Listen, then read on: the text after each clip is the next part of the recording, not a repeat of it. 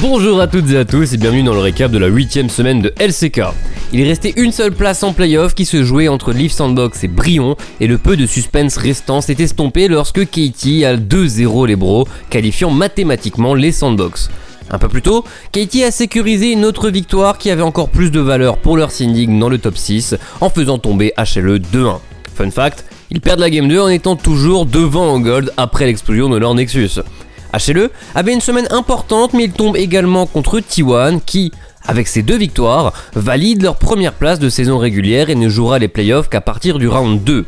Pour la course à la seconde place, Kia assure une semaine en 2-0 alors que Gen.G chute face à Kwangdong Freaks. Il s'agit clairement de l'upset de la semaine. D'un côté nous avons une équipe jouant le top 2 puis le titre, alors que de l'autre ce projet de développement de rookie est déjà éliminé de la course au playoff.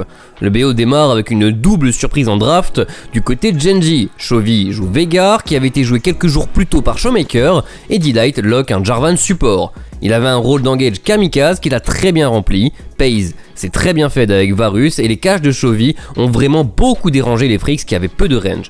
Du coup, il remet ça en game 2, mais cette fois en blind et Bulldog répond par un Yone accompagné de Sejuani. Il était bien plus actif et menaçant, servant également de setup à la Zeri de Taiyun monstrueuse en teamfight.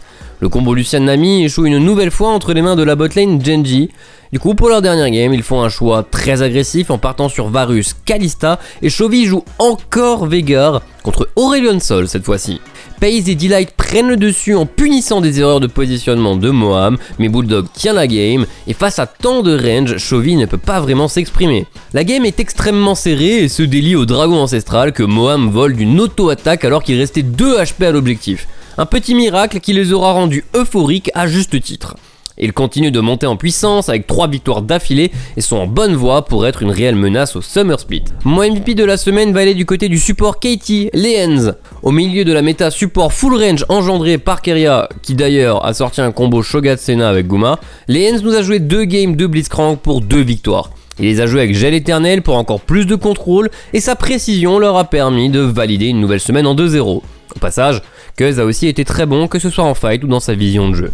Leurs bonnes performances leur permettent d'être toujours dans la course pour viser la seconde place, même si les chances sont faibles, elles existent toujours si Gen.G et Kia loupent leur dernière semaine. Je vous rappelle notamment que le top 2 se qualifie directement au round 2, donc joue un BO5 de moins, mais a surtout directement un accès à un loser bracket en cas de défaite.